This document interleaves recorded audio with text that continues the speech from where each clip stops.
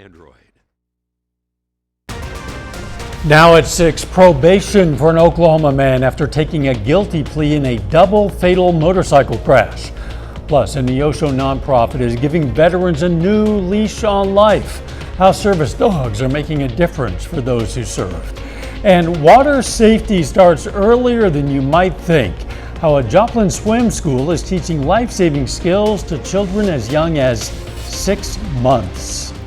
The 4 states' most watched news starts now. An Oklahoma man will dodge serious prison time after pleading guilty to lesser charges in a case that involved 2 motorcycle traffic deaths in Joplin. This is KOAM News at 6. I'm Dow Quick. Colton Goddard of Welch, Oklahoma, pleaded guilty to fleeing law enforcement and creating a substantial risk of serious injury or death. Jasper County prosecutors originally charged Goddard with felony resisting arrest by fleeing and operating a vehicle in a careless and imprudent manner.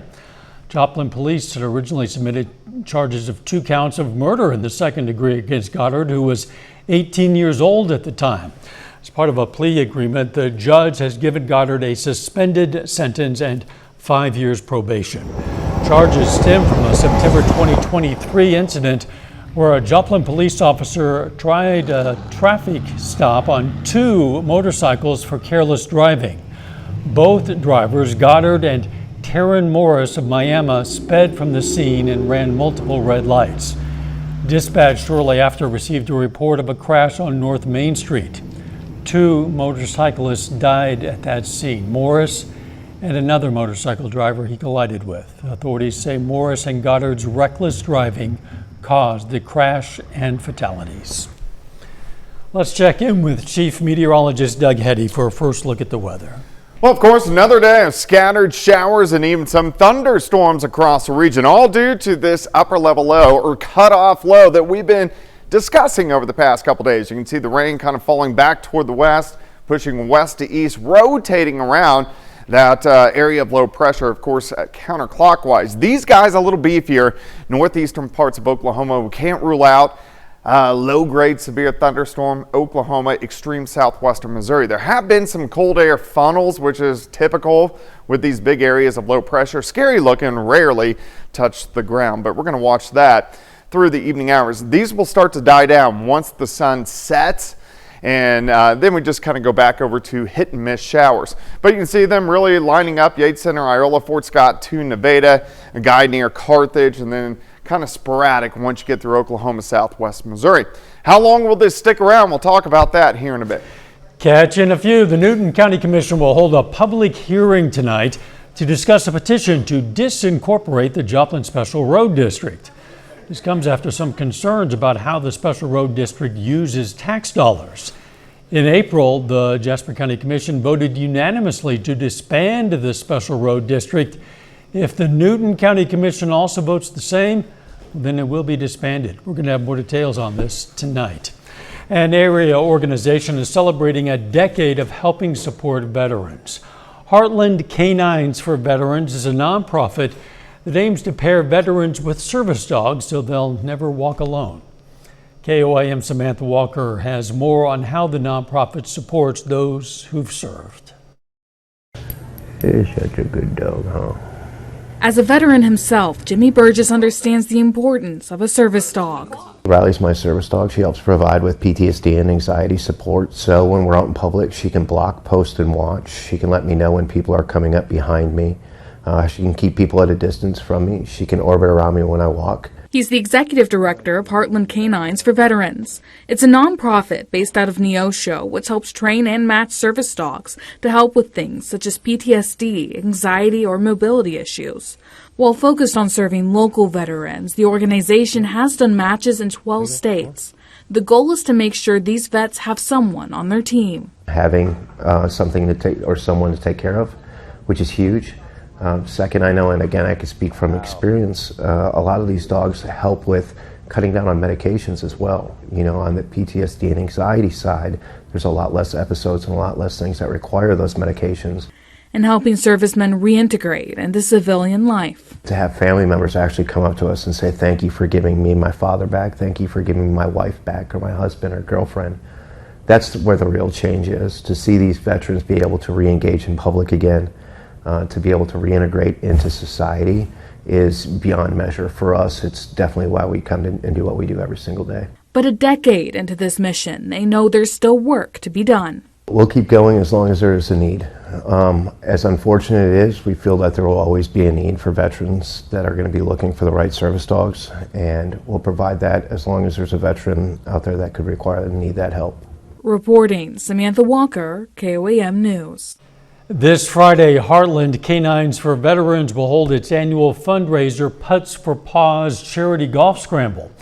They say it's a great way to learn more about the organization. We have more information on our website. You see it there, KOAMnewsnow.com.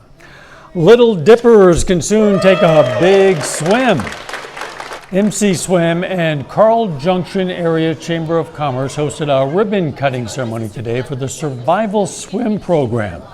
The ceremony took place at the MSSU Leggett and Platt Athletic Center.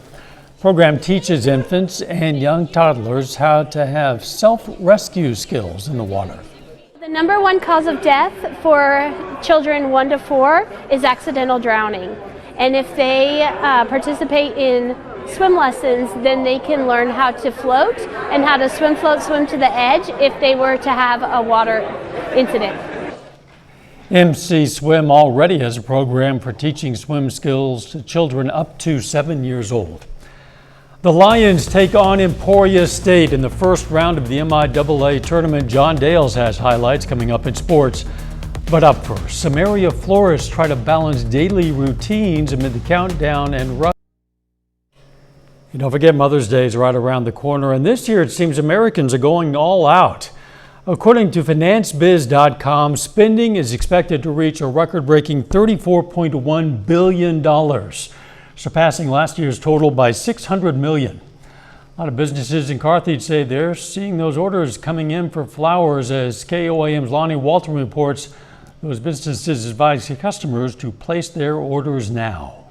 I spoke with a local florist. She says she has to prioritize her business and her family time just to deal with the high volume calls of Mother's Day. So just placing orders online, calling me, messaging me, or stopping by. Erin Dry is the owner of Midwest Floral in Carthage. She says she's been busy trying to get through all the high volume calls of Mother's Day. We have 2 small children. We have a 2-year-old and a 4-month-old. So on top of not having sleep because I have an infant, I'm also worried and stressed that we won't get all the flowers out on time. And it doesn't stop there. Florette business says they had double the amount of calls as well. Yes, we've been busy. MIAA Smith from Florette says this week holds a lot of celebrations. We have Mother's Day, Teacher Appreciation, Daycare Provider Week, Nurses Week. And she, like Erin, says it's been hard work, but they're keeping it together. We're showing up to work and we're staying positive and having fun while we do it. Erin says she's keeping everybody happy, especially those kids. Saturday, we are doing a bloom bar here. So you can bring your kids and they can actually make a little bouquet for their moms. And Smith says start putting those orders in because they're ready. The sooner the better, just so we can ensure if they're needing specific colors or flowers. Though both businesses are very excited about handling the amount of calls, they say they're doing a good job keeping it together. Reporting in Carthage, I'm Lonnie Walton, KOAM News. FinanceBiz.com also says Mother's Day is ranked 3rd in selling greeting cards, with Christmas and Valentine's Day taking the lead. A little bit later, 4 Eagles will take off from Joplin to their college careers. John's going to have their story coming up in sports. And of course, more thunderstorms tonight and on Thursday. We're going to look at that coming up. Well, of course, we've had the showers, even a few thunderstorms over the past 36 hours due to this wonderful big cutoff low. It's cut off from the main flow of the jet. It's the first full week of May. Usually we're talking about severe weather. We haven't had to deal with much in the way of severe weather because all the dynamics in the upper atmosphere are way up in Canada. So as long as they stay up there, our severe weather chances are lower. Can't rule it out, but this storm system still going to be on top of us tonight into the daytime hours tomorrow. Showers, thunderstorms, northern parts of the viewing area. These guys are a little beefier. We've had some cold air funnels, which is common with a closed upper level low, which is kind of colder aloft. most of those cold air funnels or funnel clouds usually don't reach the ground, but with this cluster working into our southern counties, we want to keep our eyes on that as we go through the next couple hours. Good news here is the beefier storms will calm down once the sun sets here in a little over an hour. Showers, thunderstorms, Yates Center, Iola, Chanute, Erie, Fort Scott, Nevada, a little bit more scattered heading farther south. Here's I-49 to Carthage, kind of spotty over toward Pittsburgh. Once you get into northeastern Oklahoma, some spotty little guys, not much extreme southwestern Missouri. But again, these are going to be out there tonight and into tomorrow. The reason the percent chances are lower is because these aren't covering as much area in our viewing area as we go through tonight and into tomorrow. Let's walk through time. Scattered thunderstorms. Here's 9 p.m. Then we kind of calm down. Scattered thunderstorms, northern counties. Everybody else just cloudy skies. Hit and miss showers to start the day. Here's 8 o'clock in the morning. Let's move into about the noon hour. Still some spotty showers. Not much in the way of thunderstorms. Hit and miss showers stick around Thursday afternoon. High temps 67, 68 degrees. Finally, any showers rotate out by Friday morning. Kind of a cool start into lower 50s, but a great afternoon. Look at this. We go into lower 70s by Friday afternoon. Additional rainfall, we just got to see where those hit and miss storms kind of pop up. I'd say 1/10 of an inch, maybe 2/10 of an inch in spots, and then we'll get a chance to dry out just a bit. Great shot of our Cornell Arts and Entertainment Complex tower cam looking downtown Joplin. Upper 50s to lower 60s right now. Day planner on your Thursday, 57 in the morning, 65 by noon, high temp of 68 degrees. Looking down the road, the weekend shaping up pretty good. Near 70 on Saturday. We should be into lower 70s on Sunday, but some of this rain will try to sneak back in as we get into Monday. So we will have to put some chances for a few showers and thunderstorms back in on Monday afternoon. But a much higher severe threat really is starting to ramp up as we're still a week out, but looking like a higher threat next Wednesday, Thursday, then again Friday and Saturday, which of course is right in the middle of May, peak severe weather time. 68 tomorrow, 69 Friday, 70s Saturday and Sunday, and in fact 80s the middle of next week. Wow, really? Little early preview of summer. There you go. Appears. Thanks, Doug. Still had several student athletes sign in McDonald County and Joplin High School today. And Missouri Southern Baseball plays the first game of the 2025 MIAA tournament. John Dales has those stories and more coming up next. It's day one of the 2025 MIAA baseball tournament, and from here on out, Missouri Southern essentially plays with the mindset that every game is win or go home. First game of the MIAA tournament, 8th seed Missouri Southern against 9th seed Emporia State. Bottom of the first, Drew Townsend gets things going with a leadoff single, and he advances to second after the right fielder mishandles the ball. Then Braden Lucart comes to bat with one out. He drives this deep to right, and that is way out of here. His 7th home run of the year, and the Lions jump out to a 2-0 lead. In the second, Hornets have a runner on second, 2 outs, and Kyle Moore gets the swinging strikeout. He goes 7 innings with 5 Ks, allowing just 1 earned run. Bottom of the frame, Blake Jones ropes one down the left field line. He coasts into second with a double. This one remains tight all the way until the bottom of the 8th. That's when the Lions score 4 runs. They win at 7-3. They'll face the regular season conference champ Central Missouri in the quarterfinals tomorrow. And more of our local high school seniors continue to finalize their plans for the future. Today, that includes some student athletes at McDonald County and Joplin. This morning at McDonald County High School, 3 Mustangs student athletes signed to play their sport at the next level.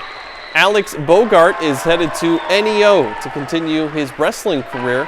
Rosalind Houston signs to play basketball at Southwestern Community College in Iowa, and Danny Lacoe will join the dance team at Missouri Southern.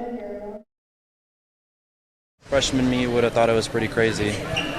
I mean, it was always a goal of mine, but I wasn't always there. I was not always the best wrestler, but I have had work pretty hard over the years to get to where I am now. It feels amazing because I know some people don't have that opportunity, and I know I'm going to love playing at the next level and continue to get better, so it's just really great. I actually went to one of their football games, and I was looking at the dance team, and I was like just sitting in the audience in the stands, and I was just like in the stands feeling so much like love and support. I knew it was home whenever I was there.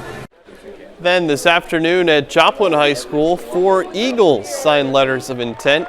Collis Jones will play football at Coffeyville Community College. Torrin Jones is headed to Independence Community College for football as well.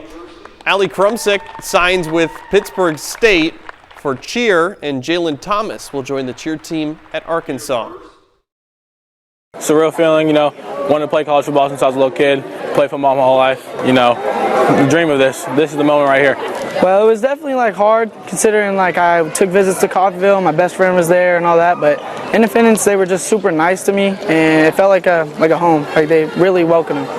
I'm most excited about meeting new people and just starting over, really. I really enjoyed my time here at Joplin, and I'm just excited to start that journey over again at Pittsburgh. I'm excited to be a Division I cheerleader at Arkansas because it's just a great community there. At the tryouts, just everyone felt like a family. The classes are great there from what I toured, and I'm excited about that. The Kansas City Royals are coming off their best season in a decade, and they have one of the most exciting young rosters in Major League Baseball, but it's about to get even better. Kansas City's top prospect and the 18th overall prospect in baseball, Jack Caglione, is dominating in Double-A Northwest Arkansas.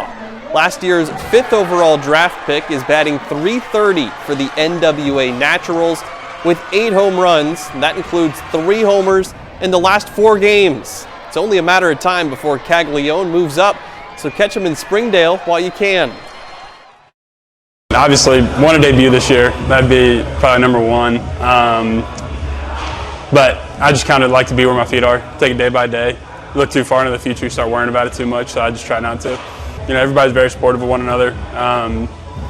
Like I said earlier, we're a very tight-knit group, so really playing for each other, forgetting about your personal stuff, and just going out there and trying to win every day. That's it for sports. We're back right after this. Here's a look at what's coming up on KOAM News at 9 on Fox 14 tonight. Newton County Commissioners discuss dissolving the Joplin Special Road District. Plus, the Missouri Department of Conservation launches a floating wetland made from aluminum and glass. How it's designed to both improve water quality and create an aquatic habitat. Those stories, a lot more. It's coming up tonight. KOAM News at 9 on Fox 14. Weather, some rain chances continuing ahead. Yeah, scattered thunderstorms sticking around over the next few hours, and then we drop back to hit and miss showers and thunder showers later tonight. Once again on your Thursday, high temp 68, 69 Friday. The weekend, though, looks fantastic. Yes, it does. Final sports note. After losing Game 1 at the buzzer a couple of nights ago, the Thunder play Game 2 against the Nuggets, hoping to even up that series. It tips off at 8:30. See what they can do. Thanks for joining us. We're going to see you right back here for KOAM News at 10. Let's make it a great evening.